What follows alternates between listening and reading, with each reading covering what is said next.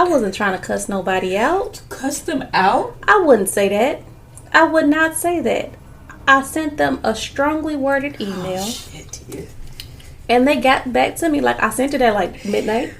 And they got back to me the next day saying, hi, so when does she want to set the appointment? I'm like, so that's where we are. Yeah. Per my last email, that's what you did to them? Yes. You per my last email? I did. And I'm okay with that. You bougie bitches kill me. And if you don't get it together and drop these macho attitudes, you are never going to have anybody bringing you anything, anywhere, any place, anytime, ever. Mr. Vice President, I'm speaking.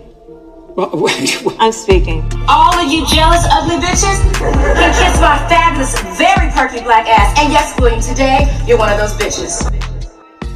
Hey everyone, and welcome to the first episode of the Barely Adulting Podcast, where we discuss news, relationships, pop culture, life issues, and so much more.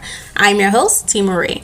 I am so excited that you all decided to tune in today to the very first episode of Barely Adulting. By the time you listen to this, it should be December 10th, the day that I drop it, and also my birthday, so it's a birthday gift to myself. Thank you, self. It does feel a little surreal right now, simply because I did not think that I would get to this point, and now that I'm here, it kind of doesn't feel real. But my goal is to not only have fun and create great positive vibes, but to bring topics to the table that will hopefully resonate with you. I will be bringing in guests to speak on different topics, to have a open dialogue about things people may want to talk about and probably too afraid to. But that's okay, because that's what we're here for. I do want to turn this into an educational moment, so we're learning from each other. You may not agree with everything that's being said on this podcast, and that's okay. That's what the freedom of speech is for. First Amendment, you can go ahead and read it up if you want. But yeah, I do want to say thank you to everyone who has already shared, liked the podcast, downloaded, subscribed, all of that. I do appreciate you. And if you have not done so already, go ahead and press that notification bell, because you will be notified each and every time I drop a new episode. I'll try to do it every week, but if it's not working out, I'll just, let you all know in the future that it may be every other week or whatever. But the goal of right now, as of right now, is to do it every week. So what we're going to do next is hear a word from our sponsor and get into the main topic of discussion. Are you thinking about creating your own podcast? Well, I'll let you in on my little secret. I use Anchor. Anchor is a streaming site that allows you to record and edit right from your phone or computer. Plus, it distributes your podcast to different streaming sites like Spotify, Apple, or even Google, which leaves you plenty of time for other things.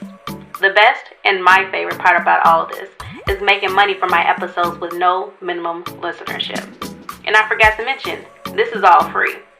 If I were you, I'd go download the free Anchor app or go to anchor.fm to get started. Anchor provides you with everything you need in one place.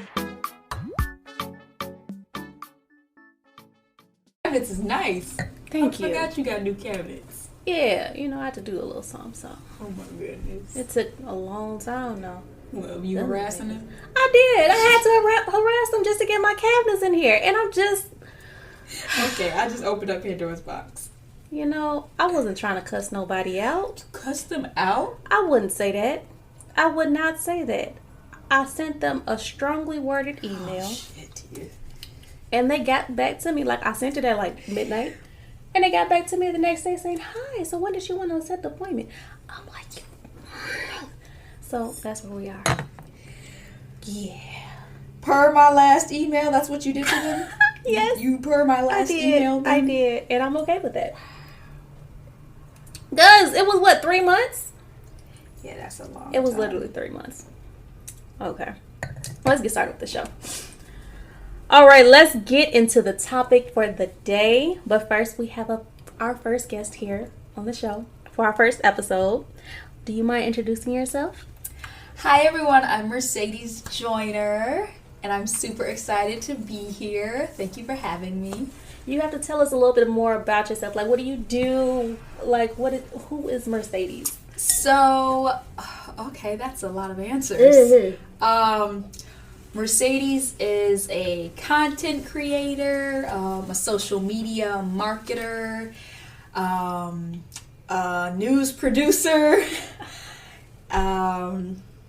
Yeah. Photographer. Oh yeah, All photographer. There are a lot. I do a lot of different things where I can express my creativity, but also be able to communicate in different ways. That's awesome. So Yeah. Like, don't let this girl fool y'all. She is great at what she does, and she does a lot. I do. I don't know how to A sit down. lot. I mean, shoot, we both the same in that sense. But Man. when I tell you I've been sitting down, I've been sitting myself down and just sipping my wine. But, you know, I needed that break. Mercedes be gone. Like, anytime you turn around, you at somebody's event. Even with COVID going on, I've still been doing stuff like that. Not as much, which I kind of miss it, but it kind of allowed me a break.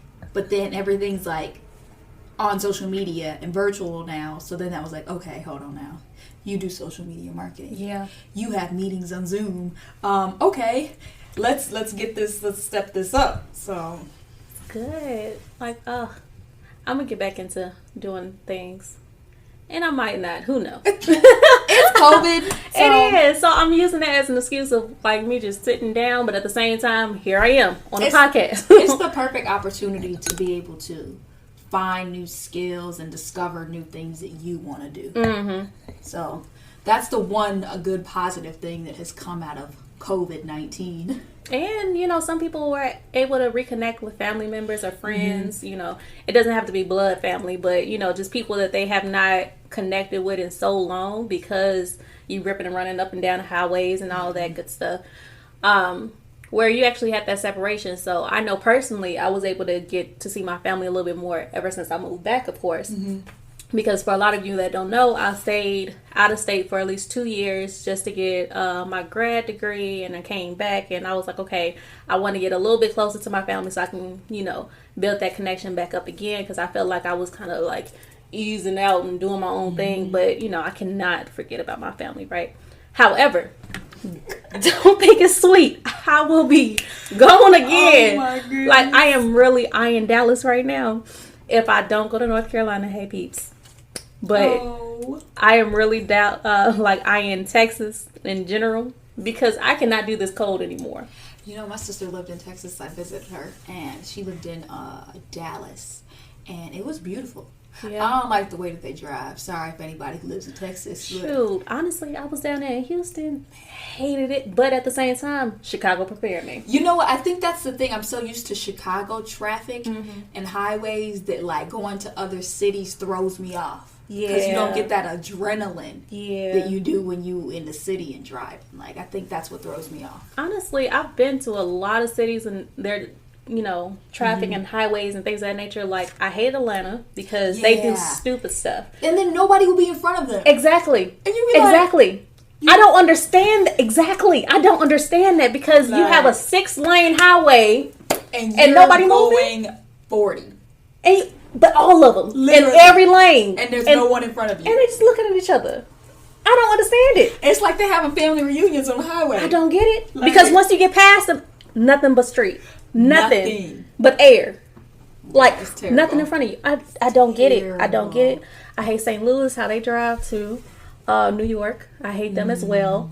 I could just add the list of just people. Chicago's just the best drivers. I mean, you have to be, because you have to be prepared for any type of weather. You gotta get in where you fit in. Exactly. And it's just like, okay, we drive in the snow. We can drive in the snow. We be Literally. prepared for the snow as well when you go to other places. Accident, but you don't get in the accident. Exactly, because you know how to maneuver it and whatnot. Almost get your car hit, but you But don't get your car hit. because you finesse it in some type of way. Exactly. And then on top of that, like, even the summer, the rain, whatever it is, whatever the weather is, we are prepared for. When I tell you I went down south and they acted a plum fool when they saw a snowflake.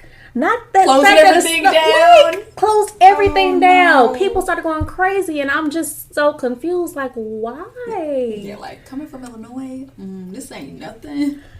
At all. And it stresses me out every That's time I think funny. about it. But it is what it is, right? Look, we're not gonna keep talking about this whole weather thing. That's a whole different topic. That's a whole different topic. We're gonna stay on topic this time. And honestly, the first topic that we're actually gonna go over is post-grad depression. Ooh, relatable. Right? And I'm just like, I thought it would be beneficial to start off the podcast with post grad depression, simply because, you know, if we're in this millennial age, a lot of millennials are actually getting out of college, or they already started their first job and things of that nature, where, especially nowadays, we're experiencing this, you know, type of downness, sadness, things of that nature, because we're in this transitional phase where we're going from, we have this community and people that love us, and, you know, you can go talk to somebody, they advocate for you, you're in this learning environment and everything else that, you know, is good for you. Like, you have friends that's down the hall that you can go to their house or not even their house, their room, quote unquote, anytime you feel like it, at any time of night or whatever. Everybody is right here at your door. But once you get out of that, your sense of community is gone. Yeah. You know? It is. Have you heard of post-grad depression before? Absolutely. And the crazy thing is, I thought that was something that I wouldn't experience. Why is that? Because I was just I felt like I was such a understanding and extroverted person that it's like, okay, understanding the process. And like, it was more so understanding that was a part of the process. Okay. And that it was kind of hard for me, because I was like, this can't be happening. I'm not dealing with depression. Like, I'm too happy. Like, I'm always extroverted. Like, you know, this isn't not happening to me. But sometimes we don't even realize that we're going through depression. Right. And like, that was a big thing, because I had a different situation than most people. So when I graduated, I actually wasn't finished with my master's degree. Okay. And I had been going through this thing with one professor and then another one with my chair of my department. And it was just so difficult, because I felt like it was discrimination. And then I felt like it was like a whole bunch of ego tripping going on. And it just made it hard, because one of my professors waited 3 months to look at my paper after graduation. 3 months? 3 whole months. I don't understand that. Like, how do you graduate in... Girl, I emailed the provost. Okay. I emailed the president. I emailed one of the deans, and nobody replied. And then it even got to the point where it was like, okay, should we take this legal, or what should we do? And it was just a waiting game. Like, one of my professors, he just wrapped it up. And sue them. Girl. Sue them. Oh, to hell. Sue them. I was so upset. And see, that's the part that's when I want to say that, but during that 3 months, that's when that depression kicked in. Okay. Because it was like, okay, I had crossed the stage. I had walked the stage the night before graduation. That week too, I think I had been up like 2 or 3 days straight, I want to say. I've been in the library like 6, 7, 8 hours at a time. Like, it was literally go to class, get out of class at like 8:30, get food, go to the library, be in the library till like early in the morning, maybe go to sleep if I have the time, then get up and go to work, and then keep redoing it. It was just like, I want to say it was kind of traumatizing. Grad school traumatized me. It made me look at professors different. It made me look at white men different. I don't know if I can say that, but... No, say it. This is open, transparent conversations. Like, we don't hold anything back here, so say what you got to say. It made me look at the education hierarchy different. Like, the system of education, especially grad school, because in undergrad, I had the time of my life. Really? In undergrad, I learned so much, and I used so much. And that's what inspired me to go to grad school. And I can say I had one teacher in grad school where he actually made me feel like I learned something. And I'll never forget, his name is Casey LaFrance. I love that name. Yeah, he grew up in Georgia. He has like curly hair. White man. Right. Has curly hair. But he's so funny. But he was so real. I know sometimes he would like sit on the desk when he would teach us. And I remember I first took his class when I was a junior. Yeah, because when I was a junior, I was taking grad classes. Okay. So imagine the pressure. Yeah. I'm a junior, and I'm in a graduate classes with lawyers from other countries. Oh. When I tell you I found that out, I was so scared. I was so intimidated. And then the first thing he said, he was like, hey guys, like, this is Mercedes. She's an undergraduate. She's a junior. It was like feeding me to the wolves. I was like, why did you tell him that?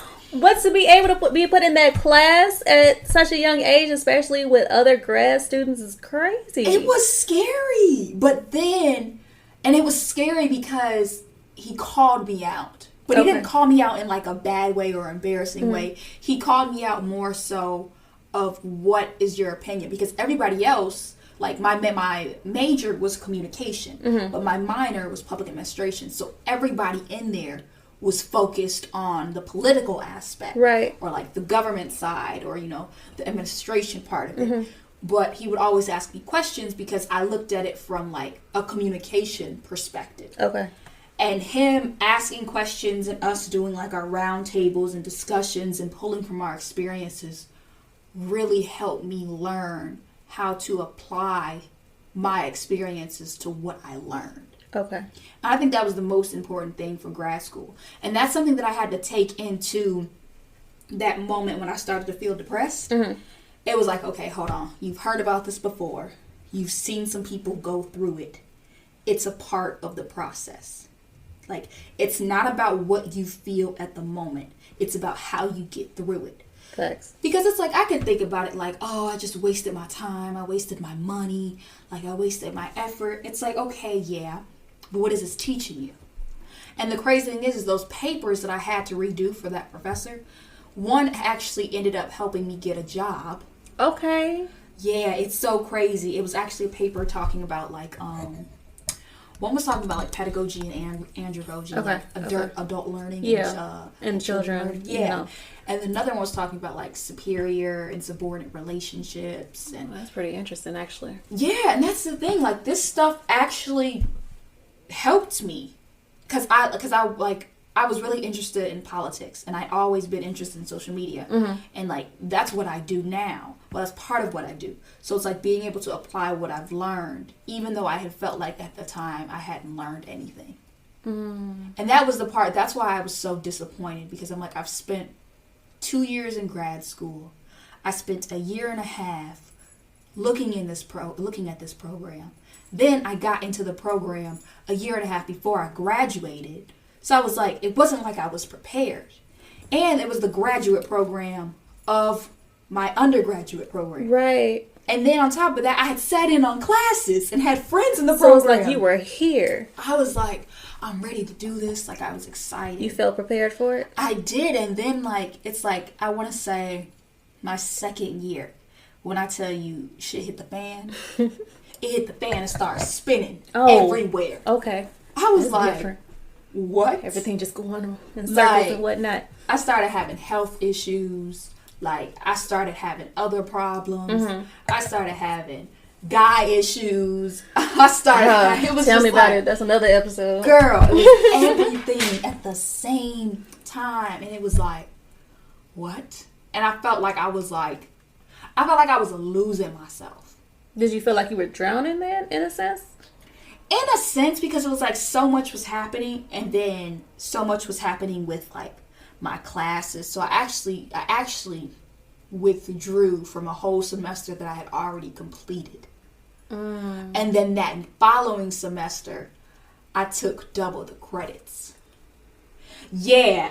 Oh. So I actually completed a 2-year program in a year and a half. Yeah. And that was even more stressful, because I'm like, okay, I already passed this class, but now I'm retaking this class, and I've already taken it.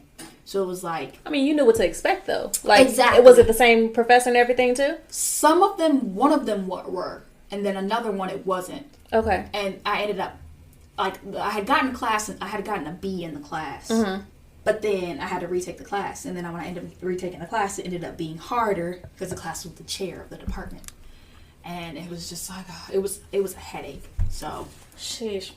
Yeah, then you bring in your mental health into that. Your physical health, emotional health. And that's a big thing right there, is the mental and emotional health, because especially with this postpartum depression. I guess my experience from yours is like the total opposite, where I loved my grad program, right? I love my grad experience, where I actually met some of the best people I've met in my life, right? Which is great, right?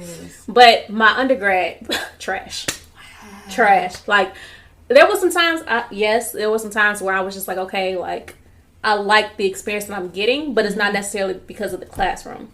The only times I actually got that experience where I was just like, yes, I love this, going on and whatnot, is because of one of my professors. Because I know you talked about one of your professors being like just this dope person in grad school, right? I had a dope professor in undergrad. His name was Professor Turkla. Loved him, loved his classes. He challenged me to the fullest. So thank you, Turkla, if you ever listen to this, right? Our senior year, we had a senior year paper because he was actually a professor in my within my degree. I was English literature major in undergrad, and for this, our last paper, he invited us to his house. We sat down, we ate, we talked about it, we turned the paper in. It was wonderful, and that was actually the year that he retired as well. Wow. Yeah, but love Turkla. He even gave me a letter of recommendation for, I think, my grad program when I was leaving. So because I was in Illinois for all of my life, basically, I was like, you know what? I was determined to go to an HBCU. Because my experience at the PWI, I was just like, you know what? I'm done. I am not going to sit here and just keep pushing out these false narratives like I enjoy it, because I was a tour guide at some point, right?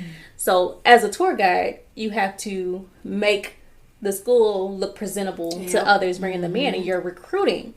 And it was at times where I was recruiting students where I would see them on campus later, like, oh, I actually got that person. So it's like a, pat on the back in a sense, but at the same time, honestly, I would say this.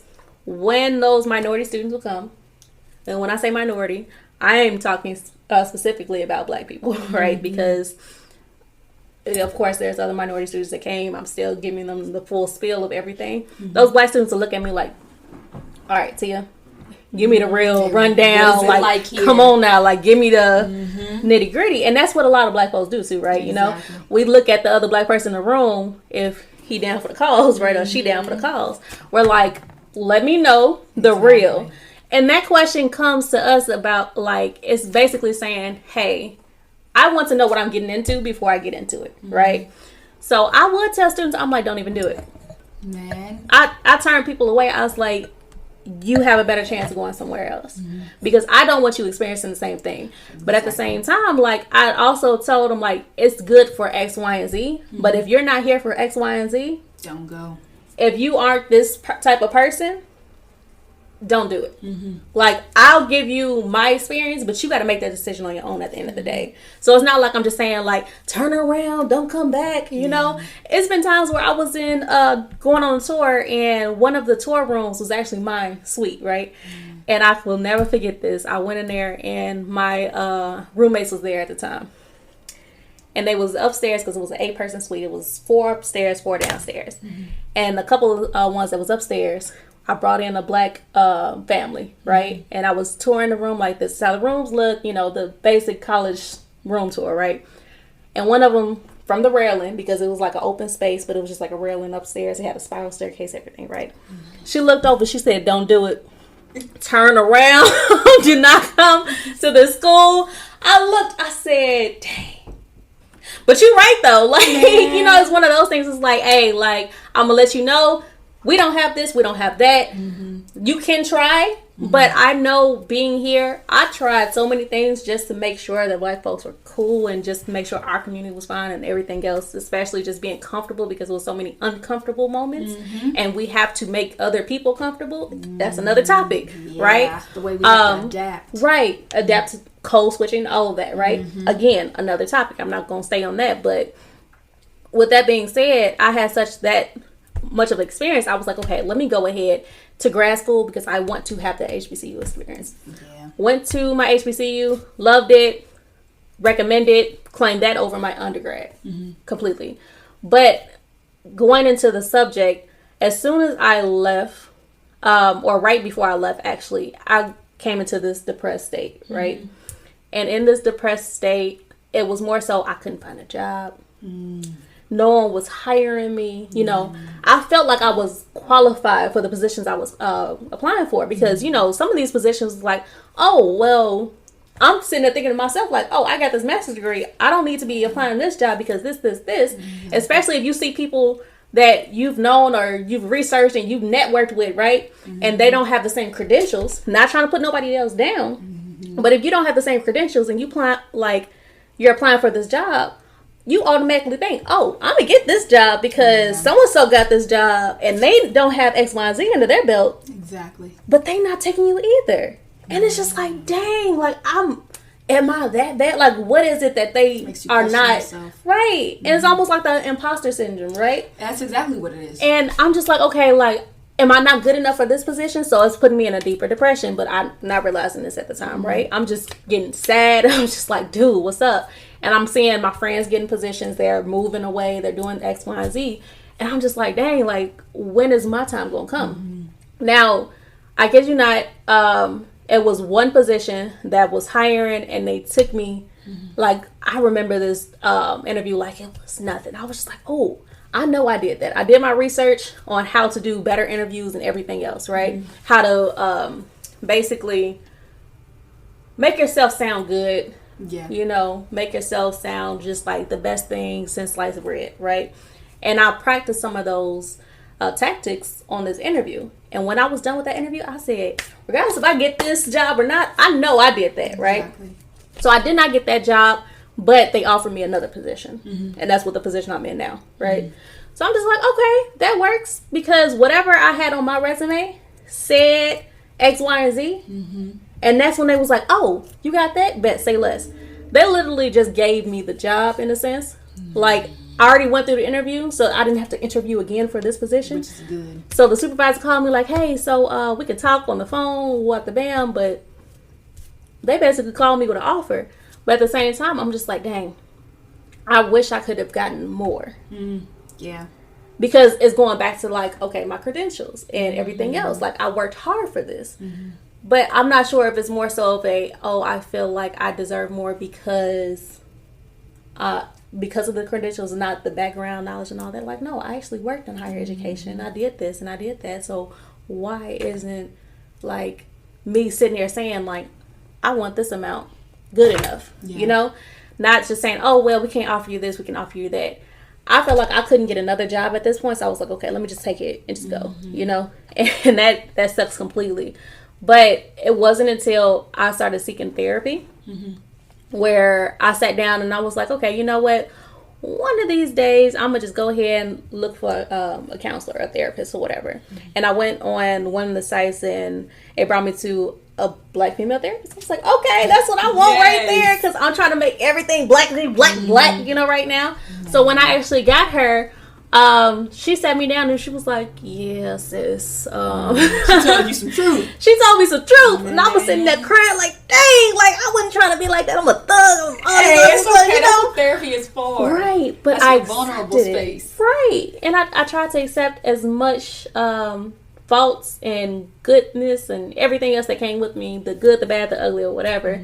But I realized that postpartum depression, or post-grad depression, rather. I'm saying postpartum like it's... post-grad depression is real. Because once you get out of that state of, okay, I'm in this community where, like I said, I loved... Oh, yes. Like, I loved my HBCU. I loved every minute of it. I loved the friends that I made, and they're, like, lifelong friendships that I will forever have.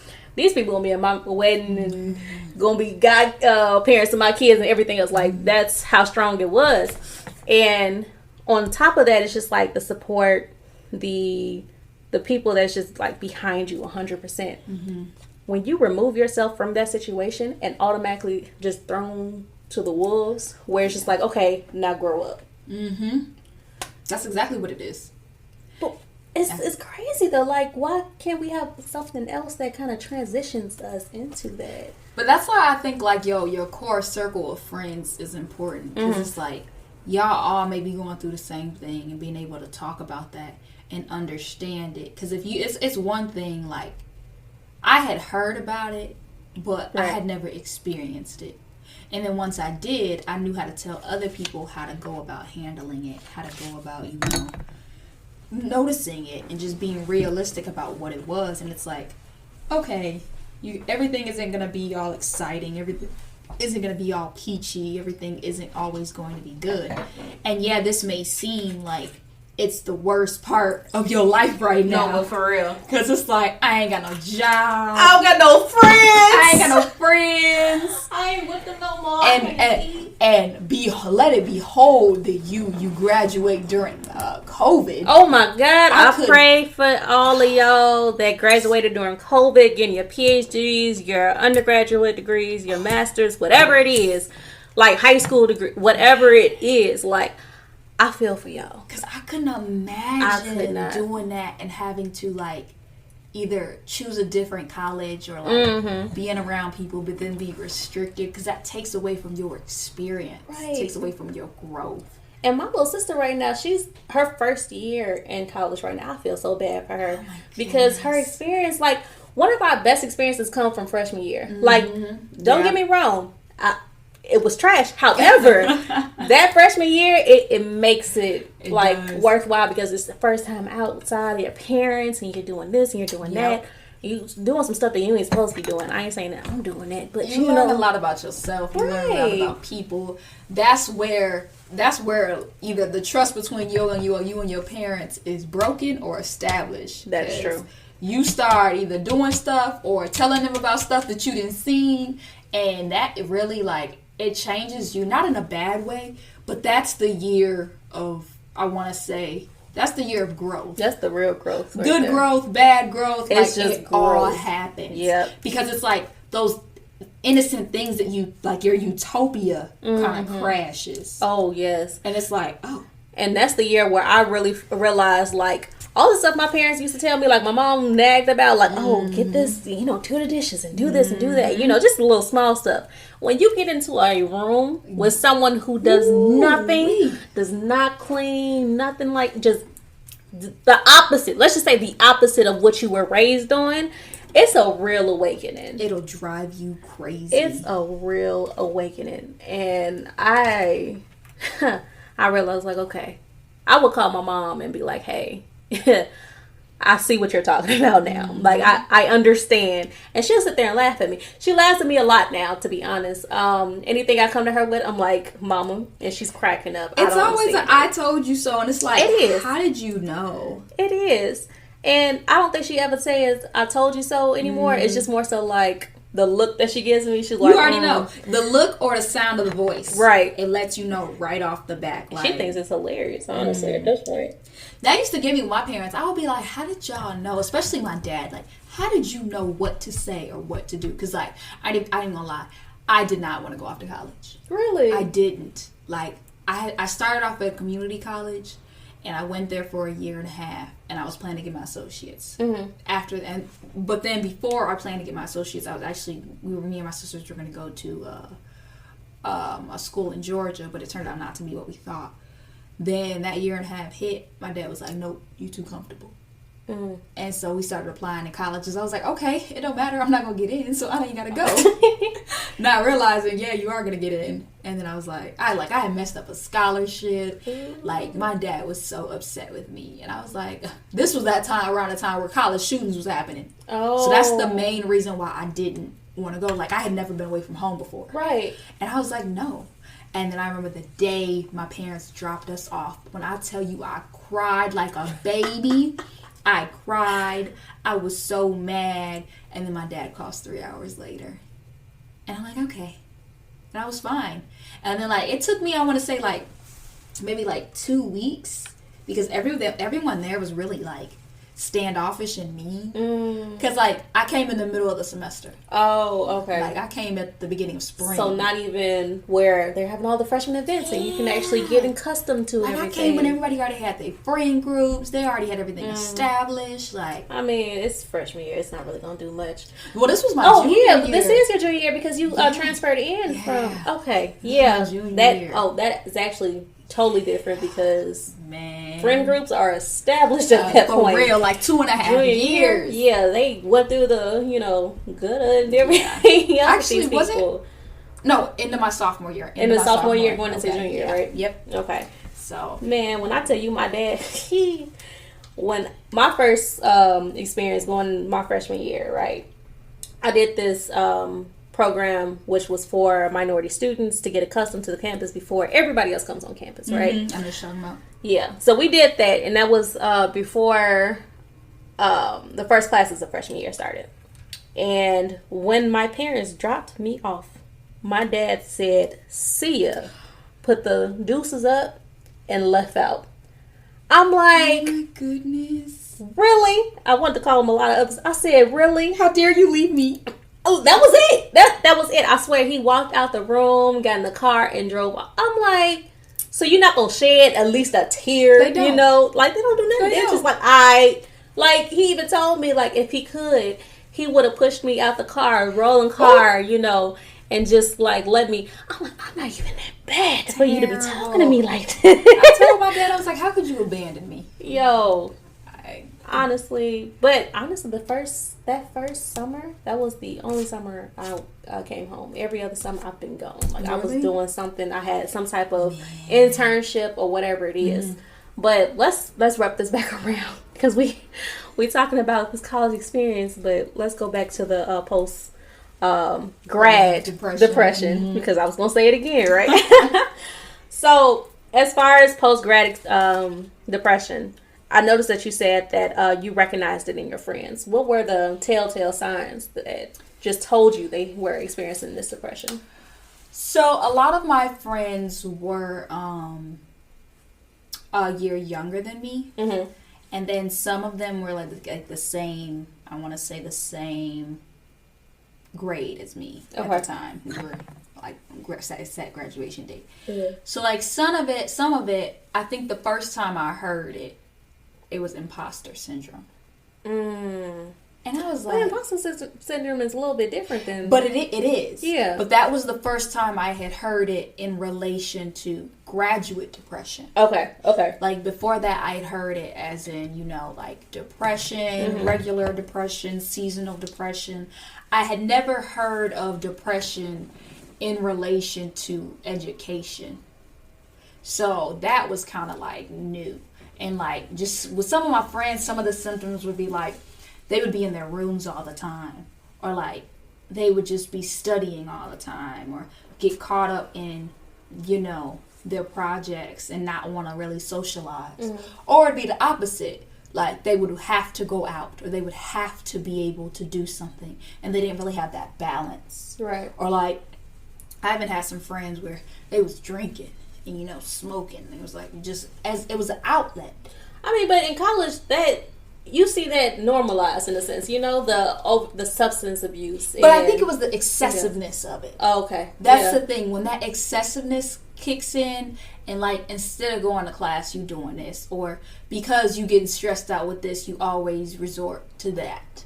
Like I had one friend, like we would go out and we would drink, but his drinking, you always knew when he was stressed out because he would drink like a bottle of alcohol.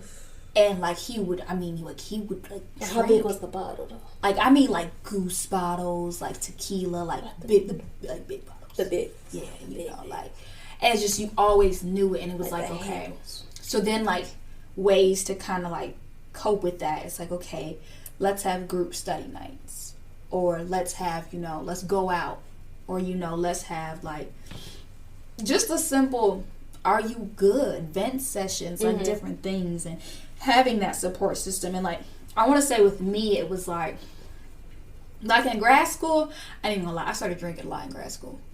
Like that's one thing, that's how I knew that it was getting to me. Like because I'm not even gonna lie, in college I was a lightweight. Like I don't think I had ever really had real alcohol until I got to college. I mean, you still kind of a lightweight. I am still a lightweight. I am. You're still a little bit of lightweight. But I was like, the crazy thing is I went through this phase where I started college, I was a lightweight. And then through like my junior year to like maybe my second year grad school. You was able to hold it a little I bit. was holding it. And now you back to the lightweight stage. And now I'm like, baby, like. I mean, honestly, I can understand the lightweight stage because I'm like coming down on my little, you know, I'm not saying that I've been going out there just drinking a lot. I'm just letting you know. I gotta make that clear. For some of y'all listeners, I'm just saying, I get a little bit of wine or whatever, you know, a little swirl. So I got a little bit of wine right now. I barely finished that. You know, yeah, that is true.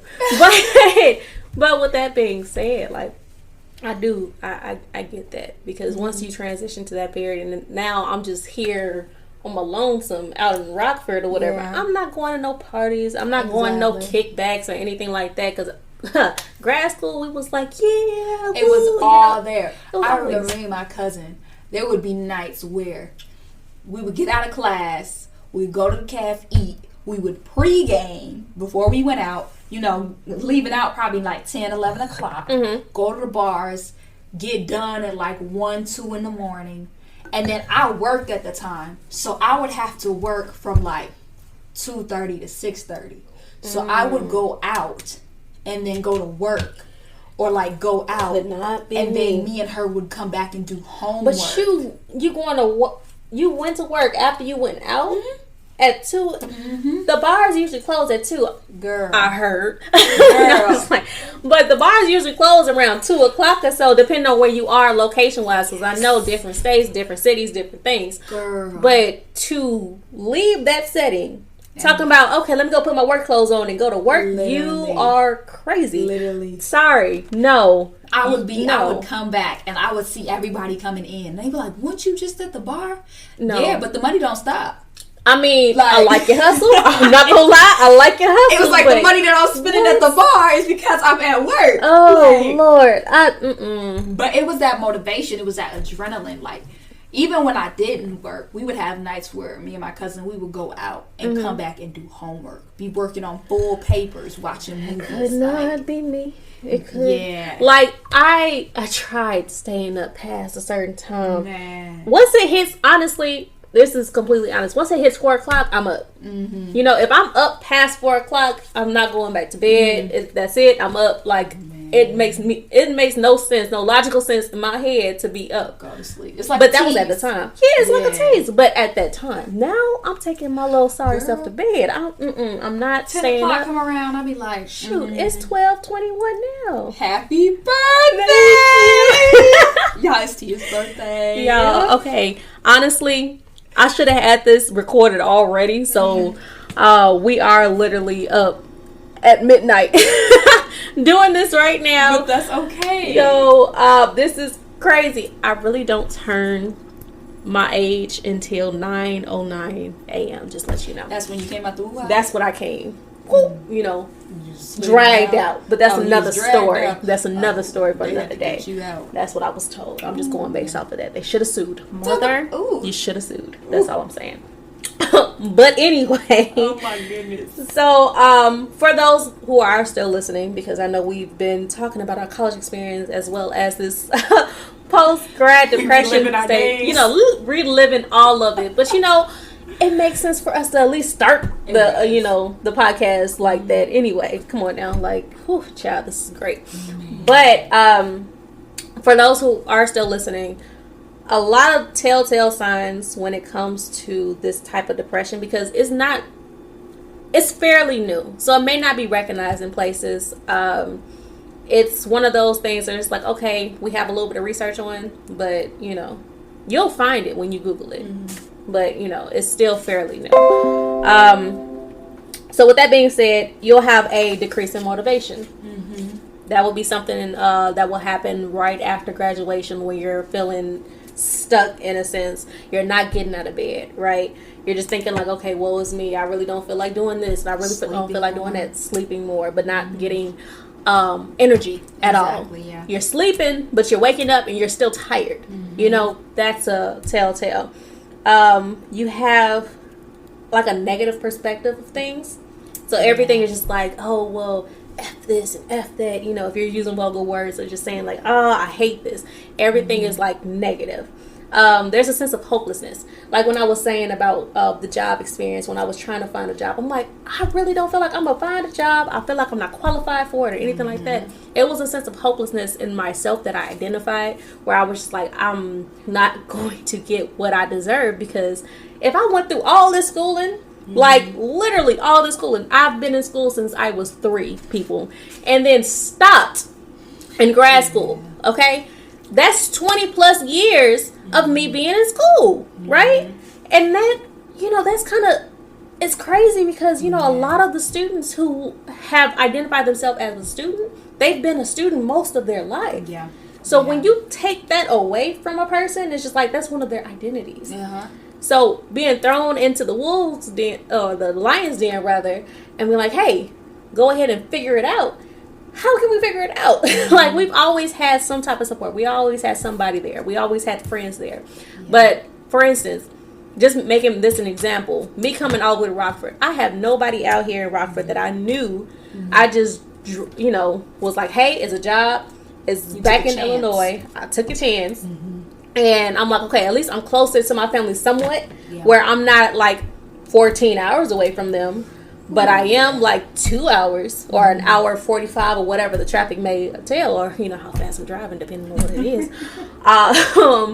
But I'm a little bit closer where I can like get on the highway and just get to them real quick, versus being so far away where I'm on the other half of on the other side of the country, on the East Coast somewhere, where it's just like, I got to catch a plane, or if the weather is right and everything else, right? So that's something else. Substance abuse. I know that we talked a little bit about substance abuse, right? And we talked about it where we were actually in the college realm where we were doing substance abuse. But when it comes outside of that, and we're doing the post-grad depression stages or whatever, where we're feeling like that sense of hopelessness, the negativity, and the decrease in motivation and all that, when you see that substance abuse just go a little bit higher and higher, it's just another way to coping. And, you got to find somewhere else to cope. You can be drugs, it could be alcohol, it could be whatever it is being abused. It doesn't have to be just that. It could be anything. What else? Just feeling lonely as well. Like feeling like you're just the only one. Well. Right. All of that. All of that comes with it. So if you do see these telltale signs in people, especially your friends, and there's a couple more than just like 1, 2, 3, or 4. Thanks. You got birthday messages coming in. That's all it is. If you see a couple of these telltale signs in one of your friends, maybe you should reach out to them and see if they're okay. Like, try to keep those connections from college, especially because, you're all going through the same thing. But if you're staying on social media all the time, like I read this article that said that if a person has at least 7 social media sites that they're active on, it's a sign of depression. So I was like, dang, how many social media sites am I on? So I started naming. I was like, okay, Facebook, Twitter, Instagram. I was on LinkedIn. There was a couple other ones. Snapchat. That's 5 right there. It was 2. What's 2 other social media sites? Pinterest. I call that, I guess. Shoot, it could be something else. Email. Like Gmail and all that. But honestly, when I counted the first time, I got to 7. And I was like, dang, maybe I am a little depressed. I may be still a little bit, just a little knacked in, because, I see myself on Twitter every day. Okay? Let me tell you, I love me some Twitter. Okay? I love Black Twitter, all of that, because y'all something different. And Chicago Facebook, y'all hilarious. Y'all hilarious. But I see myself on these sites every day where I'm almost like spending most of my time with that versus doing other things and whatnot. And I did feel a sense of like, okay, should I be in the space that I'm in right now? Because that's where I'm at again, where I'm like, okay, do I feel that I'm in the right space? Do I feel like, I don't know if it's the imposter syndrome or anything, but it is that type of depression again. Yeah, especially like with COVID and stuff going on, because it's like, I think we're at an age where like we put a lot of pressure on ourselves, and we're like, okay, like I'm doing enough, right? But I cannot be doing more. And I always feel like I should do more. Exactly. But then it's like, because that's really how I am. Like, that's why, like, I'm always doing so many different things. But I have to, like, check myself because, like, it started affecting my health. Oh, true. And then it's like, okay, hold on. Now you're doing too much. Just need to step back a little bit. Yeah, and learn to pull back. So trying to find that balance between I'm doing enough and I'm not doing too much. But then that's what I had to realize. And I had to have a real conversation with my dad because I was just like, I do not have patience. That's one thing that I know that I'm developing. I've been working on is learning how to have patience. And having patience with myself and my process and my purpose. Like having to balance that. It's like, okay, what are your goals? What do you want to do? Where are you at? Where do you want to be? How are you going to get there? And just being able to have that faith in myself and kind of trust God's plan with me. Facts. And be able to understand, like, hey, everything isn't going to go the way that you want. Everything isn't going to go the way that you plan. But what's meant to happen will happen. Facts. So having that faith and that patience and that understanding, because it was like, I was a big part of my like post-grad depression was I wasn't used to messing up. Oh yeah, I had that same problem too. Like I felt like the perfectionism, yes, but never identified it as perfectionism at all until I went to therapy. And then that's the thing. It was like because when that situation happened with me not getting that paper done, I felt like I had failed. Oh yeah. And like that creates such a barrier. Like in like people don't understand when you're a person who is very, strategic or you like to have things planned out. Like having a high level of uncertainty, which is what it was. Oh, child. That will drive you crazy. And it'll put you in a space where you're not even thinking right. Like you'll be thinking things that aren't even relatable to you. You'll be kind of like dramatizing, like making things dramatic and making situations bigger than they are, questioning yourself, questioning your talents, questioning your knowledge. And it's like, wait, hold on, you gotta check yourself. You gotta pull back and understand, like, this is a momentary situation. This moment will not matter in 5 years. It won't. This moment, it'll be real small in 5 years, 10 years, like, 20. Shoot, 5 days from now. Girl. To be honest, Girl. if you really think about it, because honestly, you can't put all your eggs, and it's just like whatever makes you upset in 5 minutes should not take over your whole 24. Exactly. It should not. That's exactly how it is. It's just like it's not that important to feel like that. Now, how do you feel like you coped with your depression?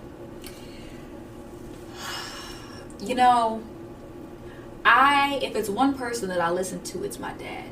Okay. And we had a day because where he was just like, I had been slacking. I was just in my feelings. And he was like, you know what? If I had your education, your experience, and knew how to do what you would do, I would be taking over the world. And then, like, he offended me because he called me privileged. Oh, wow. And he was like, you are extremely privileged. What are you going to do with it? And, like, it offended me, but then it stopped me in my tracks. Yeah. And then, like, my dad has always told me, you got to understand you're not like everybody else. So you can't do what everybody else does. Facts. And, like, as someone who had prepared, like, I had been wanting to be in politics since college. So there was just certain things in college I just didn't do. You couldn't do. Because they was going to bring it back around like Twitter. Exactly. In 2012, you talking about you said this on Thursday, December 15th, and all this other stuff. And, you just can't, because it'll come back and bite you in the butt later on. And that's the thing. But I have been so, precise with everything that I did. And then once he said that, like, between me forgetting who I was and then being offended because he called me privileged, I was like, wait, hold on, little heifer, wait.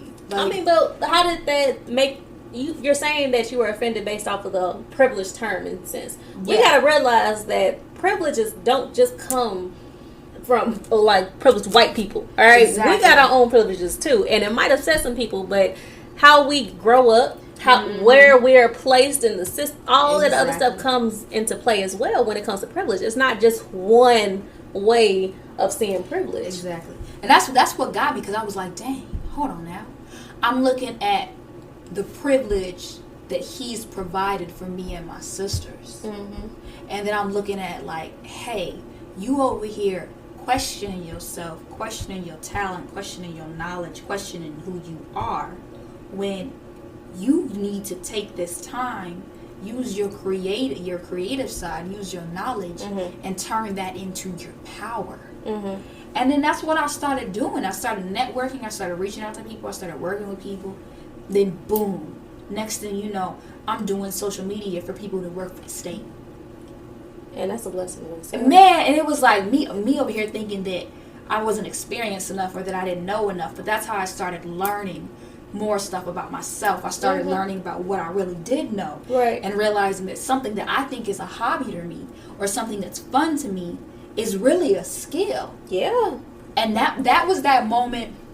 Like, I'm one of those people, you have to offend me or you have to catch my attention or say something, and then it'll spark an idea. And that's what happened.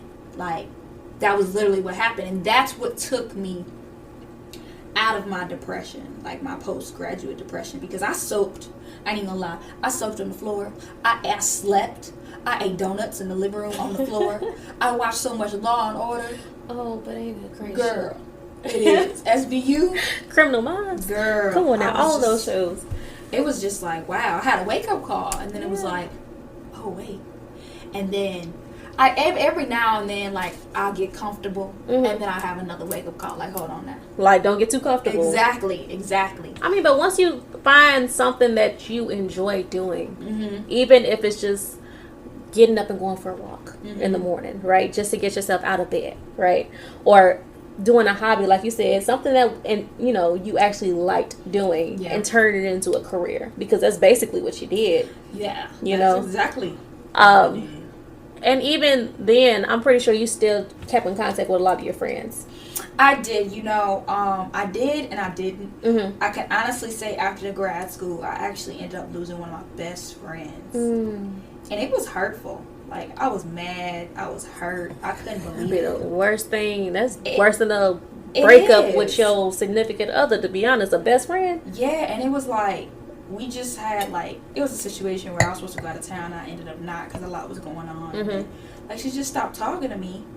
But it was like there were provoking situations that were going on, like, in our group. And I was just like, it hurt me. Like, that was something that my parents kind of had to help me get over. It was just like, you don't let nobody treat you no kind of way. Facts. And then that was a part of it, because I was like, this is somebody that I was on an executive board with. This is somebody that, I was friends with, that I hung out with for 2 years straight every day. Yeah. Like, I saw you all the time. And those grad school relationships are different from undergrad. Girl. Because you get your cohort of however many people. It might just be 15 to 30, right? We just going to put those numbers out there. 15 to 30 people. And you pick somebody in that class. And you take the classes together. Every class that you have is going to be with them. And everything that y'all do is going to be together, because you have to do that buddy system where you're not just going in it alone. I had but a cohort like that. Yeah, and it's definitely And like that. It was 2 of us, and we were the only black people in the class. See, that's why I love my HBCU, because baby, we had black people to choose from. Okay, but even then, I had a really good friend in my cohort that we started off together. We had classes together. We was straight, like we was tight. We was that was great, right? But something happened with a certain assignment where we just fell off.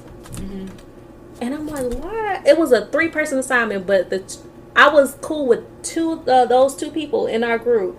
Yet the other 2, they had some, like, and I was just like, why? There's no point. We're just trying to get the work And it done. messed everything up. It messed up a couple things, but at the same time, I'm just like, you know what? It is what it is. I'm not going to stress over it or anything like that. I mean, hey, it happened. That's cool. Whatever. Shoot, I had a couple, situations where I was just like fell out with people, but it's fine, because the rides are still there at the end of the day. But like you said, grad school is a different beast because when you meet people in grad school, y'all holding on to each other like their life. So when that kind of breaks, it's kind of like, dang, you're supposed to be with me through the fight, everything, because that's something serious. That's something different. Okay. So I know that we are actually coming to a close because we almost been doing this for about an hour. Yeah, that went by fast. It went by very fast, actually. So with that being said, I do want to, kind of wrap this up. But at the same time, I do want to address this in particular. If you are, if you know someone who is struggling with substance abuse, please, or mental health as well, please call the SAMHSA. Is it? Can we say the word for it? It's like SMAHA. I don't know. I'm gonna just spell it. It's SAMHSA. It stands for Substance Abuse and Mental Health Services Administration. It's a government program, right? Mm-hmm. So if you know anyone struggling with substance abuse or mental health, please call their hotline at 1-800-662-HELP. That's 1-800-662-4357. It's a free and confidential service. You won't have to give any personal information, only like a zip code, so they'll know where to direct you for local services, or resources, that is. So if you do know someone who is struggling, you can always direct them that direction. You can always direct them in that way, right? But again, the national helpline is 1-800-662-HELP. They do not have counselors, but they can, help you out with that. If you need that type of assistance, they can point you in the right direction. So with that being said, how do you feel about being on the first episode and, us talking about, a little bit of post-grad depression, a little bit about college experience in general? It's exciting. I'm always excited to be able to, obviously, this is a new podcast that you've created. Yes. So it's about being able to explore different networks with not only people, but resources. Right. So then you're providing a new communication channel for your networks. Mm-hmm. And then as people listen and tune in, that creates more networks and more resources. So it's dope. I'm excited for you. I'm excited too. I'm honored to be on here. Honestly, you're going to be on here a couple more times after this. It's not going to be the only thing, right? We're not done at all. She's going to be a reoccurring. Just let me know in advance. Advance might be the day of. Let's be real. That's okay. But she will be a reoccurring guest, so you will know Mercedes' name when you hear her again. Because one of these days I'm gonna just be like, you know what? Come on here and talk with me. Real quick. Like, since you're here, it might be next week. Who knows? Oh my goodness. It might be Saturday. It might be Saturday. I gotta figure it out.